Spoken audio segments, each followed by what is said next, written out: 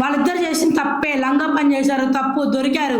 అప్పుడు నువ్వు పర్సనల్గా మాట్లాడుకో, లేదా మీడియా ముందు పెట్టినప్పుడు వాడిని వదిలేసాయి అమ్మా. నువ్వు ఇప్పుడు నా మొగుడు మంచోడు, ఈ అమ్మాయి మంచిగా అని చెప్తావేంటి? వదిలేసేవాడిని. నీకు అంతగా ఉంటే నీ మొగుడు అంటే ఇష్టం, నీ మొగుడు నీకు కావాలి, అవతల ఒక పరాయి బిడ్డ కాబట్టి, పరాయిది కాబట్టి, నీకు సంబంధం కాబట్టి అది రోడ్డు మీదకి రావాలా? దాన్ని రోడ్డు మీద వేస్తావా? నీ మొగుడిది తప్పుంది, తంది తప్పుంది, ఇద్దరిది తప్పుంది, 100కి 100 వాళ్ళిద్దరిది తప్పుంది.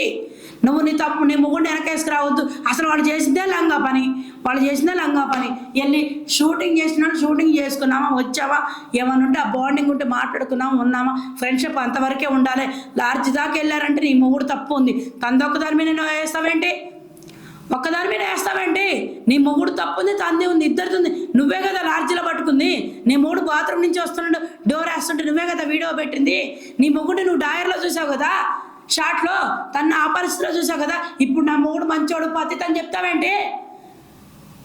ఇద్దరు లంగా పని చేశారు, ఫోక్ సాంగ్ నుంచి ఇద్దరు చేస్తే ఇద్దరిని డిలీట్ చేయాలి.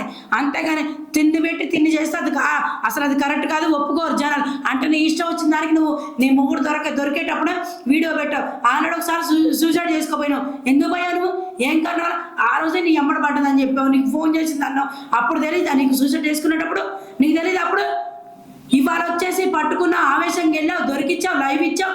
అందరు చూశాక నా మొగుడు మంచోడు, నా మొగుడు పతిత్తు, ఆమె లంగా, ఆమెను ఫోక్ సాంగ్ నుంచి పంపించేసేయండి, అది మంచిది కాదు, నా మొగుడికి ఎరేసింది, నా మొగుడిని ట్రాప్ చేసిందని చెప్తావు. నీ మొగుడు చిన్నపిల్లగాడా?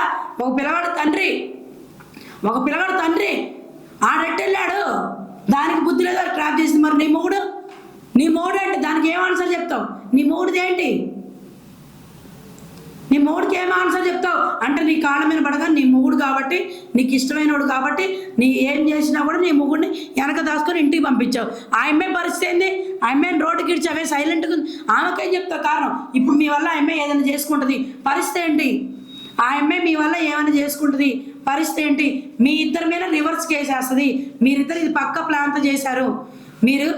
మీరిద్దరు ఇది పక్క ప్లాన్తో చేశారు. ఆ అమ్మాయిని రోడ్డు మీద గెడ్చాలని. మీరు ఇప్పుడు దానికి ఏం కారణం చెబుతారు?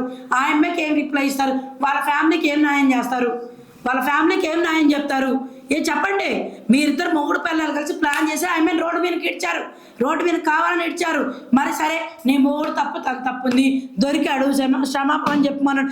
అదే మొగుడు నీకు సారీ చెప్పి ఇచ్చేసినప్పుడు మీడియా ముందు మాకు వద్దమ్మా, సరే నా తప్పు, ఆ అమ్మాయి తప్పు, వెళ్ళిపోదాం రా అని తీసుకుపోవచ్చుగా. నువ్వు మళ్ళీ మీడియా ముందు ఎందుకు మాట్లాడు? అంటే నీ మొగుడు సపోర్ట్ ఉండబట్టి నువ్వు నీ మొగుడు తప్పు కాదు, దాంతో తప్పు అని చెప్పి నువ్వు నీ మొగుడు ఇద్దరు మాట్లాడుకో. తన రోడ్డు మీదకి ఇడ్చారా? చెప్పండి, తన రోడ్డు మీదకి ఇడ్చారా? ఇప్పుడు ఎంతవరకు కరెక్ట్ అమ్మా?